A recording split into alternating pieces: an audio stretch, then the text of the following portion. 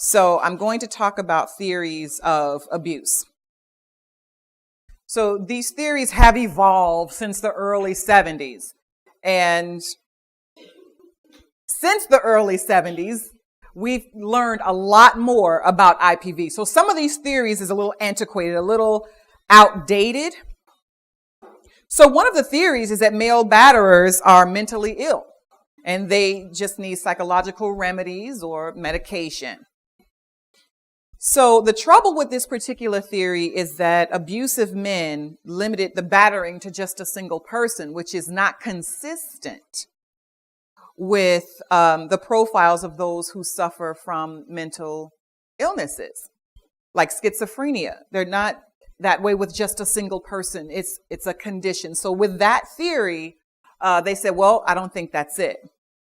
Early studies also characterized battered women as mentally ill. So this theory only examined women who were already in mental hospitals. And the primary grounds of admitting her to the mental hospital were heavily due to the misunderstandings and misdiagnosis of the physical and psychological effects of the abuse.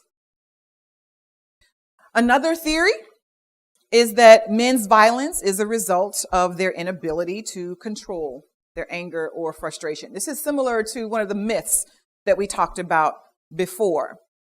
They choose not to hit their bosses. They choose not to hit police officers. So that really isn't consistent with this particular theory. Another theory holds that women stay in abusive relationships because of learned helplessness. And according to this theory, the constant abuse strips women of the will to leave.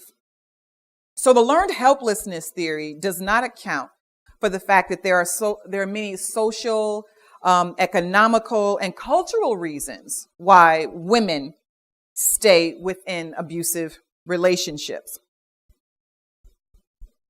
The woman's behavior contributes to the buildup of the tension in the man until the man explodes in a violent rage. I keep saying man because, again, these theories started out in the early 70s, and men were usually the ones who were highlighted as the abusers, even though some women probably were.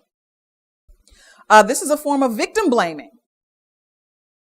So basically with this theory, it basically says, well, if the woman behaves, he has no reason to abuse. The next page has the power and control wheel. Many of us have seen this. And by the way, it's just a nice visual way to sum up a lot about what we've learned throughout the years about IPV.